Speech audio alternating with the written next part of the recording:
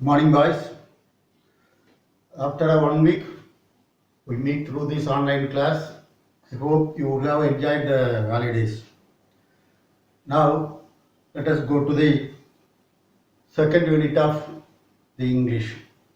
In the first unit, we studied about the self-confidence, how a life should be. In the prose, we saw about a seagull who lost his self-confidence, was unable to fly with his brothers and sister. Then he was motivated and she learned the art of flying. So your life should be with a self-confidence. And in the poem, The Life, we saw what are all the qualities that a man should have, how your life should be, a forward-looking and a positive thought. And in the first unit supplementary, The Tempest, we saw about the king Prospero, who was deprived by his younger brother Antonio, and how he took over the charge of dukedom. இல்லையா, துரத்தி விடப்பட்ட ஒரு Prospero என்ற அரசன் எவ்வாறு தனியாக ஒரு தீவில் வசித்து திரும்ப தன்னுடைய ராஜ்யத்தை பெற்றுக்கொண்டான். So the life should be a self confidence வரும். ஆகவே ஃபர்ஸ்ட் யூனிட்ல வாழ்க்கைன்னா எப்படி இருக்கணும்னு பார்த்தோம். Then straight away we studied the third unit.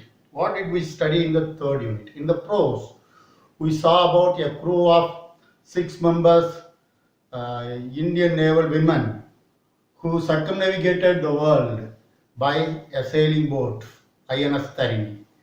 இல்லையா, 6 பேர் கொண்ட இந்திய கப்பல் படையை சேர்ந்த பெண்கள் குழு எப்படி 254 நாட்களில் பூமியை சுற்றி வந்தார்கள் பாய்மரப்படகு மூலம். இல்லையா, so the women are empowered, பெண்கள் இன்னைக்கு தகுதி வாய்ந்தவர், முக்கியத்துவம் வாய்ந்தவர்கள். And in the third poem we studied about I am every woman, I am every woman, and how a woman, what are all the qualities of woman? They are capable, they are hardworking, they are ready to face any risk. பெண்கள்னா எப்படி கடுமையாக உழைக்கக்கூடியவர்கள், எந்த ரிஸ்கையும் தங்களுடைய திறமையை நிரூபிக்க எந்த ரிஸ்கையும் ஏற்றுக்கொள்ள தயார், எந்த சூழ்நிலையும் தன்னுடைய தன்னம்பிக்கையை இழக்காதவர்கள் அப்படின்னு பார்த்தோம்.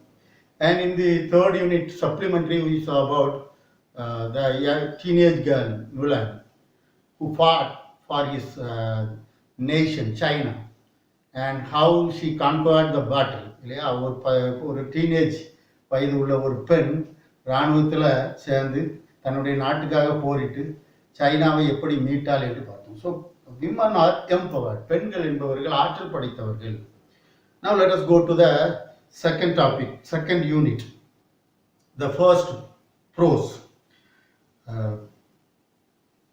The first poem, the Grumble family. The Grumble family. Let us go to the second poem, the Grumble family. All of you turn to page number 45.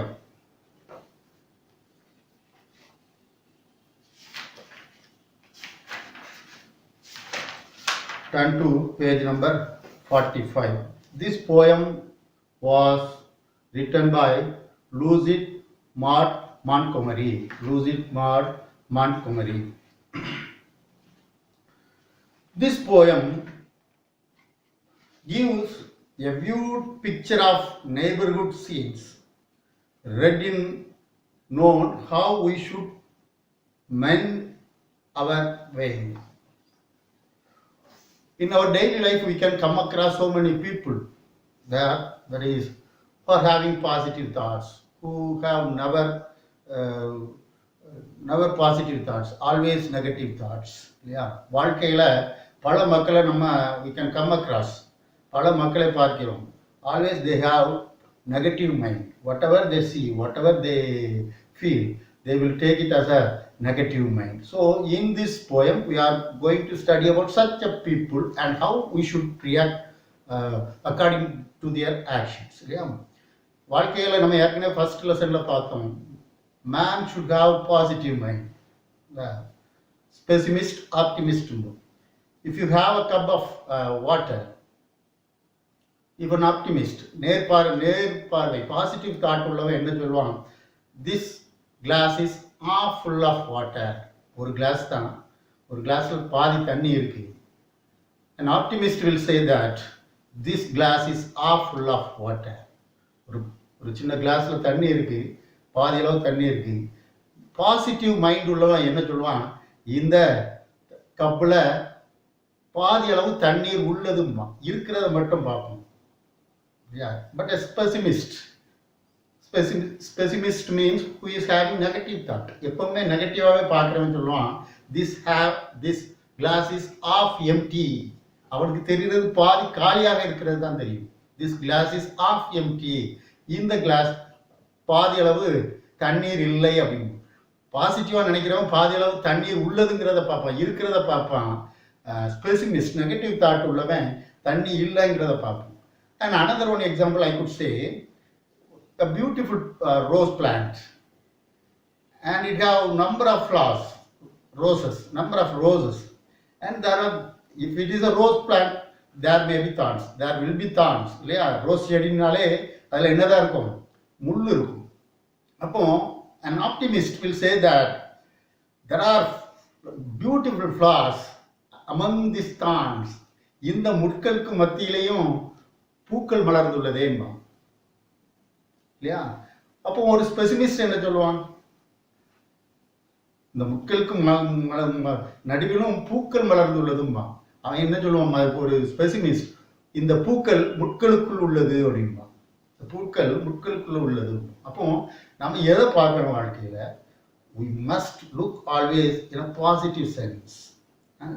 Now this is about a grumble family. The poem is about a grumble family. What is the meaning of grumble? Complain or making a low rumbling voice. Complaining everything.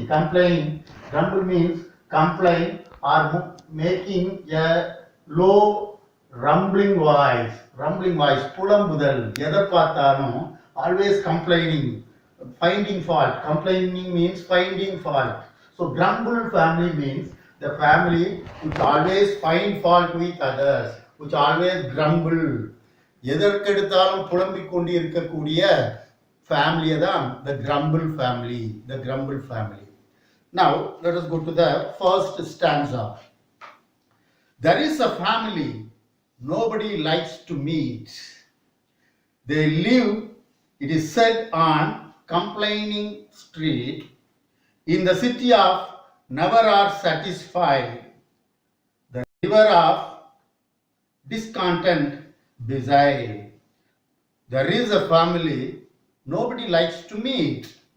They live, it is said, on complaining street, in the city of never are satisfied, the river of discontent beside.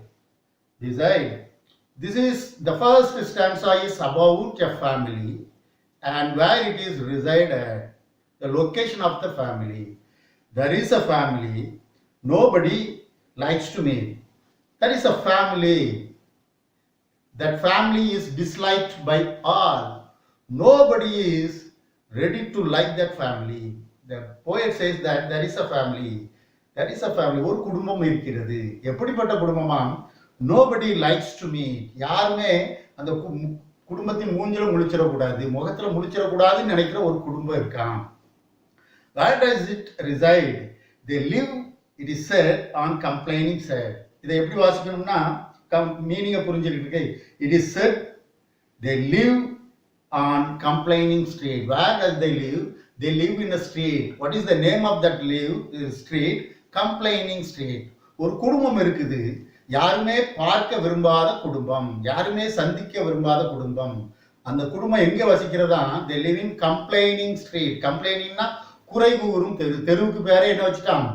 குறை கூறும் தெரு இல்லையா, யோக்கியர் தெரு இல்லையா. ஒவ்வொரு மக்களுக்கு ஒரு பேரை வச்சு தெருன்னு வைப்போம், நம்ம ஒரு பேரை வச்சு தெருன்னு செய்வோம். இந்த தெருவுக்கு பேர் என்னதான்? Complaining street. குறை கூறும் தெருவில் ஒரு குடும்பம் இருக்கிறது. அந்த குடும்பத்தை யாருமே சந்திக்க விரும்ப மாட்டார்கள். Where is that street? The street எங்க இருக்கான்? In the city of never are satisfied. City பேர் என்னதான், நெவர் ஆர் சாட்டிஸ்ஃபைட், எப்பொழுதும் திருப்திப்படாத ஒரு நகரம் உள்ளது. அந்த நகரத்துல ஒரு தெரு உள்ளது. அந்த தெருவுக்கு பேர் என்னது, கம்ப்ளைனிங் ஸ்ட்ரீட். அந்த கம்ப்ளைனிங் ஸ்ட்ரீட்ல வாழக்கூடிய குடும்பம் என்னதான், தட் இஸ் அ ஃபேமிலி. அந்த குடும்பத்தை யாருமே சந்திக்க விரும்ப மாட்டார்கள். அந்த ஸ்ட்ரீட் எங்க இருக்குதா, அந்த street is the river of discontent beside. Discontent, dissatisfaction, அந்த ரிவருக்கு பேர் என்னதான், discontent river, that is dissatisfaction river. திருப்தியற்ற ஒரு ஆறுன்னு இருக்கான். beside, at the side of, அருகில். beside என்ன, at the side of, அருகில். so now consider a family. There is a family. What is the type of family? The type of family is nothing but nobody would like to meet that family. யாருமே சந்திக்க விரும்பாத ஒரு family இருக்காங்க. What is the location of that family? The family is on complaining street. அந்த street எங்க இருக்குதான், குறைகூறும் தெருவில் இருக்குதான். Where is that street? That street is in the city of never are satisfied. Never are satisfied. ஒருபோதும் திருப்தியாகாத நகரம் ஒரு நகரம் இருக்கான். Where is that city? That city is beside, at the side of a river. What is the name of that river? Discontent. The river of discontent. திருப்தியற்ற ஆறு. அப்போ ஒரு திருப்தியற்ற ஆறுன்னு ஒரு ஆடு பாடுது. ஆத்தங்கரையில் ஒரு நகரம் இருக்குது. அந்த நகரம் பேர் என்னது, எப்போதுமே திருப்தியாகாத நகரம். அந்த நகரத்துல ஒரு தெரு இருக்குது. தெருவுக்கு பேர் என்னது, கம்ப்ளைனிங் ஸ்ட்ரீட், எப்பொழுதும் குறைகூறும் ஒரு தெரு. அந்த தெருவில் ஒரு குடும்பம் இருக்கு. அந்த குடும்பம் எப்படிப்பட்ட குடும்பம், யாருமே சந்திக்க விரும்பாத குடும்பம். ஸோ அது இருக்கிற இடமே மோசமான இடம். அந்த மோசமான குடும்பம் மோசமான தெருவில் இருக்கு. மோசமான தெரு ஒரு மோசமான நகரத்தில் இருக்கு. அந்த மோசமான நகரம் ஒரு மோசமான ஆற்றங்கரையில் இருக்குது. இப்போ அந்த ஃபேமிலி பார்த்துட்டோம். They growl at that and they growl at this. They growl at that. They growl at this. Growl, say something in a low voice, grating voice. Say something in a low and grating voice. For example, you and your brother are in your family. நீயும் அண்ணனும் இருக்கா. உங்க அப்பா போய் அந்த கடையில் போய் இதை வாங்கிட்டு வந்துருன்னா உனக்கு திருப்தியே இருக்காது, உனக்கு போக மனம் இருக்காது. முணுமுணுத்துக்கிட்டே போவா, தம்பி இருக்கும்போது நான் எதுக்கு பண்ணணும், என்னையே சொல்லுங்க. ஸோ சம்திங் சேயிங் இன் low voice, low grating voice இல்லையா, குறை சின்ன வாய்ப்பிலே முணுமுணுத்து கொள்ளுதல். அதுக்கு தான் பேர் என்னது, முறுமுறுத்தல். கிரவுல்னா முறுமுறுத்தல், கிரம்பிள்னா புலம்புதல். ரெண்டுக்கும் ஸ்லைட் டிஃபரன்ஸ் இல்லையா, முறுமுறுத்தல். So the growl at that, the growl at this. அதை பார்த்தாலும் முணுமுணுப்பான், இதை பார்த்தாலும் முணுமுணுப்பான். எதையும் ஏற்றுக்கொள்ளப்பட மனப்பக்குவம் இல்லாத ஒரு குடும்பம். எந்த குடும்பம், the grumble family. They growl at that, they growl at this. Whatever comes, there is something amiss. Whatever comes, there may be some blessings. அவனுக்கு தேவையான எதுனாலும் வந்திருக்கலாம். Whatever comes, என்ன அவனுக்கு நேரிட்டாலும், என்ன வந்தாலும், there is something amiss. Amiss, not quite right. Not quite right. எதுவுமே அவனுக்கு சரியாக தென்படாது. For example, he is going for a work இல்லையா, a man from grumble family. grumble ஃபேமிலினா புலம்பும் குடும்பம். புலம்பும் குடும்பத்திலேருந்து ஒருத்தன் ஒரு வேலைக்கு போகிறான். அவனுக்கு ஒரு நாளைக்கு சம்பளத்துக்கு 500 ரூபாய்க்கு அவனுக்கு வேலை பார்த்ததுக்கு 600 ரூபா கொடுத்தாலும் they will not accept wholeheartedly. That is amiss. Amiss means not quite right. எதையும் சரி, 500 ரூபாய் சம்பளத்துக்கு நமக்கு 600 ரூபாய் தந்துட்டானே, அதை சரியா ஏற்றுக்கிட மாட்டான், அதுலேயும் குற்றம் கண்டுபிடிப்பான் இல்லையா. So they will not accept anything wholeheartedly. They will find fault with this and that. So they growl at that and they growl at this. Whatever comes, there is something amiss. என்ன வந்தாலும் அதை அப்படி ஏற்றுக்கிட மாட்டான். He will find fault. There will be some fault. And whether their status be high or humble, whether their station and whether their station, here station means status, அவங்களுடைய நிலை தாழ்ந்து இருந்தாலும் சரி, ஹை அதிகமாக இருந்தாலும் சரி, if their status are very low, சமுதாயத்தில் குறைவான நிலையில இருந்தாலும் சரி, சமுதாயத்தில் அதிகமான நல்ல ஸ்டேட்டஸ்ல இருந்தாலும், if their status is at high in the society or if their status is at low in the society, they are all known by the name of grumble. எவ்வளவு பெரிய இருந்தால் எவ்வளவு பெரிய சமுதாயத்தில் எப்படி இருந்தாலும் சரி, they are all known by grumble. இந்த கிரம்பிள் ஃபேமிலி உடனே நீ கஷ்டப்பட்டவன் தான் நினைச்சிடக்கூடாது, சமுதாயத்தில் தாழ்ந்தவன் தான் இருக்கக்கூடாது. சமுதாயத்தில் உயர்ந்தவனாக இருந்தாலும் சரி, சமுதாயத்தில் தாழ்ந்தவனாக இருந்தாலும், they are all known by grumble. Let us go through the second stanza again. They growl at that and they growl at this. Whatever comes, there is something amiss, and whether their status be high or humble, they are all known by the name of grumble. இல்லையா? எதில் எடுத்தாலும் அதில் பார்த்தாலும் முணுமுணுப்பார்கள், இதை பார்த்தாலும் முணுமுணுப்பார்கள். அவர்களுக்கு என்ன காரியம் நேரிட்டாலும் அதில் தவறு இருப்பதை உணர்வார்கள், நிறைவு கொள்ள மாட்டார்கள். அவர்களுடைய ஸ்டேட்டஸ் நல்ல ஸ்டேட்டஸாக இருந்தாலும், சமுதாயத்தில் பெரிய அளவில் இருந்தாலும் சரி, சின்ன அளவில் இருந்தாலும் சரி, they are all known by as grumble. அவர்கள் முணுமுணுப்பவர்களாகவே இருப்பார்கள். அடுத்த stanza, the weather is always too hot or cold. The weather is always too hot or too cold. Summer, winter alike they scold. Summer and winter alike they scold. Nothing goes right with the fox you meet down on the gloomy complaining street. The weather is always too hot or too cold. According to the grumble family, the weather is always too hot or too cold.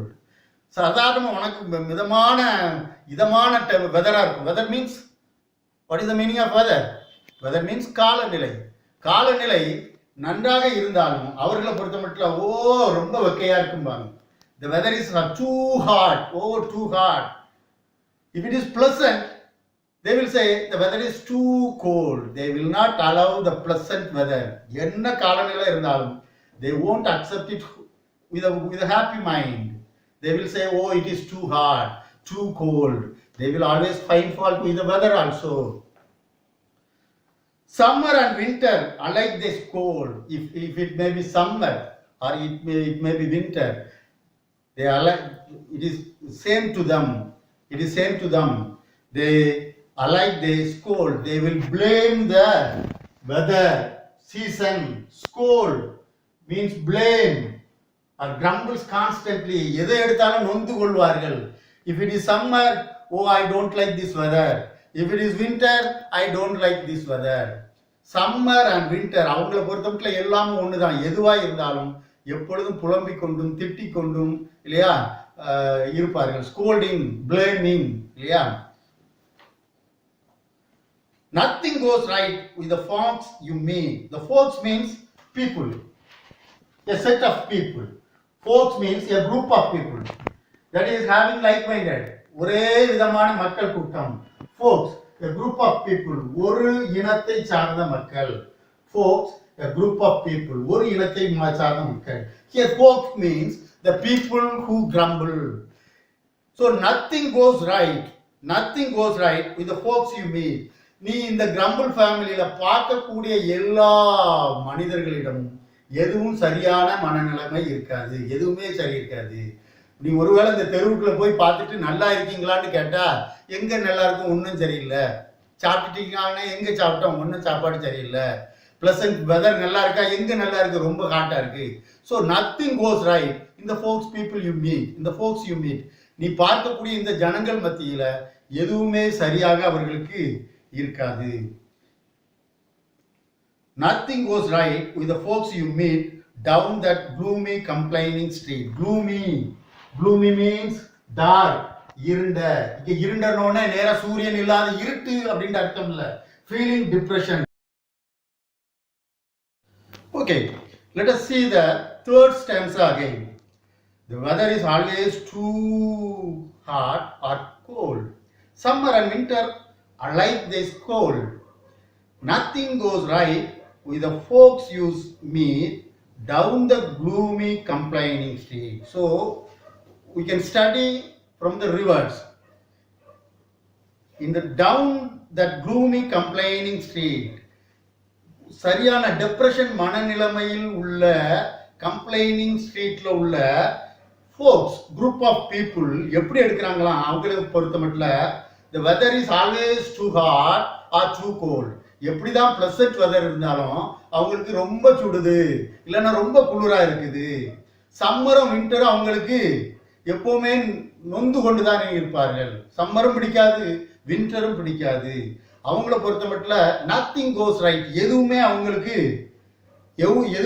சரியாக தோன்றாது. they will always find fault with the weather, they will always find fault with the season, they don't accept any weather or any season. Now let's go to the third stanza. They growl at the rain, they growl at the sun. In fact, their growling is never done. And if everything pleased them, there is not a doubt they had growled that they had nothing to grumble about. They growl at the rain, they growl at the sun. மழை பெய்தாலும் முணுமுணுப்பார்கள். They growl at the rain and they growl at the sun. இல்லையா, நமக்கு மழை பெஞ்சா பரவாயில்ல, மழை பெஞ்சா நல்லா இருக்கும் அப்படிம்பாங்க. இவங்களுக்கு என்ன இருக்கும், மழை பெஞ்சா ஒரே பிசு பிசுன்னு இருக்கு, வெளியே போக முடியல. சரி அப்பனா வெயில் அடிக்கட்டும், வெயில் அடிச்சா ஒரே வெயிலா இருக்கு, வெளியே போக முடியல. So they won't accept anything, they will growl at everything. மழை பெஞ்சாலும் சரி, வெயில் அடிச்சாலும் சரி, இல்லையா, மின்னல் அடிச்சாலும் சரி, பிளசண்டா தென்றல் வீசினாலும் சரி, they will growl at everything. In fact, உண்மையிலேயே their growling is never done. There is no stop for their growl. For example, if they growl that they have no money, ஐயோ ஒரு குரூப் ஆஃப் பீப்புள் எடுத்துக்கேன், குழந்தைக்கு படிக்க வைக்கிறதுக்கு பணம் இல்லை, யார் ஒரு 5000 ரூபாய் தேவைப்படுது, யாரோ ஒருத்தர் முன் வந்து ஒரு 6000 ரூபாய் கொடுத்துட்டாலும் சரி நமக்கு பிள்ளைய படிக்க வைக்கிறதுக்கு காசு வந்துட்டு உடனே சந்தோஷப்பட மாட்டாங்க. அவங்க முணுமுணுத்தலுக்கு ஒரு முடிவே கிடையாது, உடனே அடுத்த காரியத்தை பார்ப்பாங்க. எல்லாத்துலேயுமே ஒரு நெகட்டிவ் தாட் தான். நீ சில you have seen such a people. நம்ம இதுல இருந்து ரொம்ப பாடங்கள் கற்றுக்கொள்ளணும் இல்லையா. எதில் பார்த்தாலும் குறை கூறணும்னு நினைப்பாங்க. உதாரணத்துக்கு ஒரு பால்காய்க்கு வீட்டுக்கு போயிருக்கோம், அவனே கஷ்டப்பட்டு கடன் வாங்கி எடுத்து ஒரு சின்ன வீடை கட்டியிருப்பான். நீ ஒரு பாசிட்டிவ் தாட் உள்ளவன் என்ன பண்ணணும், போனவொடனே ஹால் அழகா இருக்கு, கிச்சன் நல்லா வச்சிருக்கீங்க, நல்லா நீட்டாக வச்சிருக்கீங்க, பெட்ரூம் சூப்பராக இருக்குது, நல்ல கலர் இப்படின்னு சொன்னால் இது ஒரு பாசிட்டிவ் ஆட்டிடியூட். கஷ்டப்பட்டு வீடு கட்டுறவனுக்கு என்ன இருக்கும், ஒரு மனசுக்கு ஒரு சந்தோஷம் இருக்கும், பரவாயில்ல நம்ம நல்லா கட்டியிருக்கணும்ட்டு. ஆனால் if you are a crumble family, if you belong to a crumble family, இந்த ஜன்னலை நீங்கள் கொஞ்சம் பெருசாக போட்டிருக்கலாமா, இந்த கபோர்டை நீங்கள் அங்கே வச்சிருக்கலாமா, கிச்சன் இன்னும் கொஞ்சம் பெருசாக இருந்திருக்கலாமா. கிச்சனை பெருசாக வைக்கணும்னா கூட 4 லட்சம் தேவை, அது அவனுக்கு முடியல, அவன் வச்சிருப்பான். ஆனால் the people who have negative thought, they won't encourage anything. எதையும் பாசிட்டிவா என்கரேஜ் பண்ணி சொல்ல மாட்டாங்க. they will always try to find fault. that is why their street is named as complaining street. எல்லாத்துலயுமே குறை கண்டு படுத்தி கொண்டே இருப்பார்கள் இல்லையா, எல்லாத்துலயும் குறையாகவே பார்த்துக்கிட்டு இருப்பாங்க. அதனாலதான் இந்த போயட் அவங்க வாழ்ற தெருவுக்கு பேர் என்ன பேர் வச்சிருக்கான், கிரம்பிள் ஸ்ட்ரீட். அந்த ஸ்ட்ரீட்டுக்கு பேர் என்ன வச்சிருக்கான், நெவர் ஆர் சாட்டிஸ்ஃபைட், திருப்தி அடையாத நகரம். அது நகரத்தை பத்தி பக்கத்துல ஓடக்கூடிய ஆற்றுக்கு பேர் என்ன பேர் வச்சிருக்கான், ரிவர் ஆஃப் டிஸ்கண்டென்ட், அன்சாட்டிஸ்ஃபைக்டட் ரிவர் அப்படின்னு பேர் வச்சிருக்கான். So they will always find fault with other. they growl at the rain, they growl at the sun. எப்படி மழை பெஞ்சாலும் நொந்து கொள்வார்கள், முணுமுணுப்பார்கள், வெயில் அடித்தாலும் முணுமுணுப்பார்கள். In fact their growling is never ended. உண்மையிலேயே அவர்கள் முறுமுறுப்புக்கு ஒரு முடிவே கிடையாது, சாகு வர எல்லாத்திலையும் முணுமுணுத்து கொண்டே இருப்பார்கள். and if everything pleased them, there is not a doubt. எல்லாமே அவங்க விரும்பினது எல்லாமே அவங்களுக்கு கிடைத்து விட்டாலும் ஒரு சந்தேகமும் இல்லை, அவங்களுக்கு அடுத்த முணுமுணுப்பு எதா இருக்குமா, they would growl that they had nothing to grumble about. அடுத்த முணுமுணுப்பு எதான், என்ன நமக்கு எல்லாமே வந்துட்டு இனிமே எதை வச்சு முணுமுணுக்கணும் அப்படின்னு நினைச்சே முணுமுணுத்துக்கிட்டு இருப்பாங்க. என்ன எதில் கண்டுபிடிக்க, நமக்கு எல்லாம் வந்துட்டு என்ன எதில் நம்ம தப்பு கண்டுபிடிக்க, எதை முணுமுணுக்க அப்படின்ட்டு தான் சொல்லுவாங்க. there is no end for their grumble. But the curious thing is that not one of the same can be brought to acknowledge his family name, for never a grumble will own that he is connected with it at all, you see. The curious thing is that not one of them same can be brought to acknowledge his family name. But the curious thing is that, what is curious? The strangest. Curious, the strangest. ஆச்சரியமான. The curious thing is that, இதில் ஒரு ஆச்சரியமான காரியம் என்னவென்றால், that no one of the same, the grumble ஃபேமிலியில் உள்ள ஒருத்தனை கூட can be brought to acknowledge, அவன் தன்னை அக்செப்ட் பண்ணிக்கிட மாட்டான், his family name. டேய், நீ எல்லாத்துலேயும் இப்படி முணுமுணுத்துக்கிட்டு இருக்கா, ஆகினால உன் ஃபேமிலிக்கு என்ன பேர் வச்சிருக்கு, முணுமுணுக்கிற புலம்புற ஃபேமிலி அப்படின்ட்டு வச்சிருக்குன்னு சொன்னா, யாருமே தன்னுடைய கேரக்டர் இப்படித்தான் அப்படின்ட்டு அக்செப்ட் பண்ணிக்கிட மாட்டான். இது ஒரு உண்மையான காரியம். நீ இப்படி நெகட்டிவாகவே பேசுகிற ஒருத்தர்கிட்ட போய் நீ இப்படி பேசாத, நீ இப்படி பேசுறது சரியில்லைன்னு சொன்னா, he will never accept that I am grumbling. இந்த நெகட்டிவ் தாட் உள்ள எல்லார்கிட்டையுமே நீ பார்த்து, நீ கவனமாக பார்த்தா தெரியும், whatever they see, whatever they speak is always negative thoughted. எப்பவுமே நீ பார்த்தாலும் சரி எதிர்மறையாகவே பேசிக்கிட்டு இருப்பாங்க. நீ அவங்கக்கிட்ட எப்படி பேசி சொன்னாலும், நீ இப்படி எதிர்மறையாக யோசிக்கிறா அப்படின்னு சொன்னாலும், they will not acknowledge it. Acknowledge it means accept. They won't accept that I belong to a grumble family. They won't accept that my family name is grumble family. அதை ஒரு நாளும் அக்செப்ட் பண்ண மாட்டாங்க. For never a grumbler will own that he is connected with it all. You see. நீ கவனி. You see means நீ கவனி. இதை எப்படி வாசிக்க பாரு. For you see, for a grumbler will never own that. இதை அந்த ரெண்டு லைனையும் நல்லா வாசித்துக்க. முதல்ல எங்க கொண்டு வரணும், யூசியத்துக்கு முன்னாடி போட்டுக்க. You see, for never a grumbler will never, வில்லுக்கு அடுத்தது அந்த நெவரை கொண்டு வரணும். அப்போ நான் வாசிக்கிற மாதிரி வாசித்து பாரு. You see, for a grumbler will never own that. நன்றாக கவனித்துக்கொள். முணுமுணுப்பவன் will never own that, ஒரு நாளும் ஏற்றுக்கொள்ள மாட்டான். That he is connected with it all. ஒரு கிரம்ப்ளர் இந்த மாதிரி விஷயங்கள் எல்லாவற்றையும் உள்ளவன், முணுமுணுக்கக்கூடியவன். வெதரையும் முணுமுணுப்பான், சீசனையும் முணுமுணுப்பான், நல்லது நடந்தாலும் முணுமுணுப்பான் அப்படின்ட்டு நீ சொன்னா, he will never accept it. He will never accept that I am a grumbler. நான் கிரம்ப்ளர். ஒரு கிரம்ப்ளர் கிட்ட உங்ககிட்ட என்னென்ன பேட் குவாலிட்டிஸ் இருக்கு அப்படின்னு சொன்னா, he will never accept that. Dear students, I would like to close this session with these 5 stanzas. Here you just take that first stanza. What are all the rhyming words? First stanzaவில்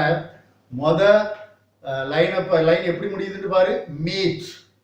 ரெண்டாவது line எப்படி முடியுதுன்னு பாரு, street. மூணாவது line satisfied. நாலாவது line beside. அப்போ first லைன்ல rhyming words street, meet, street. Fourth line, third லைனும் fourth லைனும் satisfied, beside. அப்போ ஏ ரைமிங் ஸ்கீம் என்னது, ஏ பி ரைட். செகண்ட் லைன்ல திஸ் மிஸ், ரெண்டும் ஒன்னோட ஒன்றும் ஒட்டி வருது. அப்போ A humble, grumble B, B. Rhyming words, the random. Rhyming scheme, A, B, B. Now there are two types of figure of speech that we have to study here. They growl at the end, they growl at that, they growl at that, they growl at this.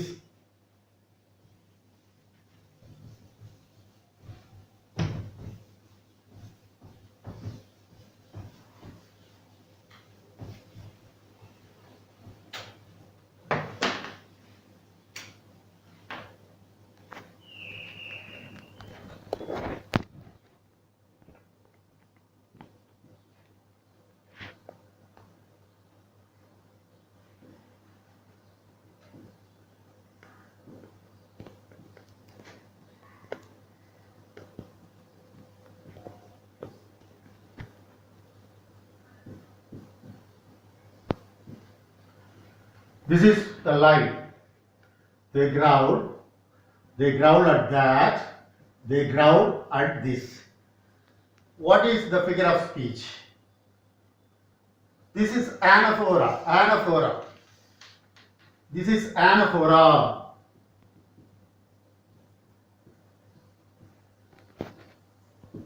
This is anaphora, figure of speech, anaphora.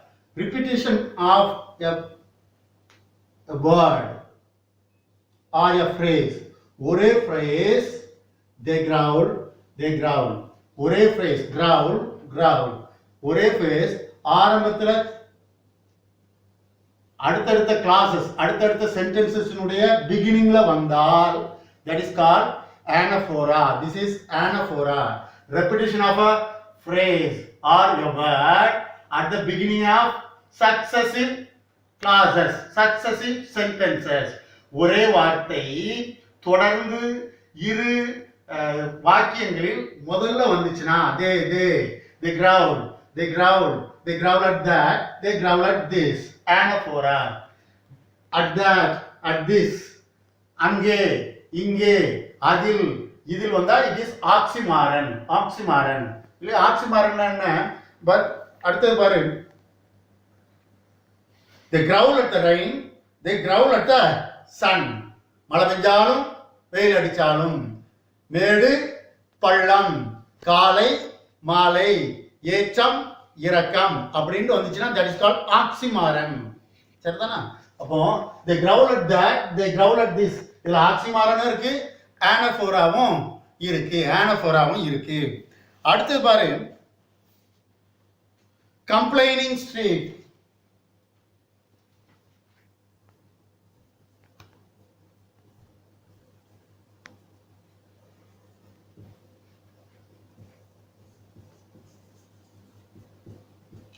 Complaining street. இதுல என்ன figure of speech இருக்கு? Complaining street. Complaining street, it is nothing but epithet.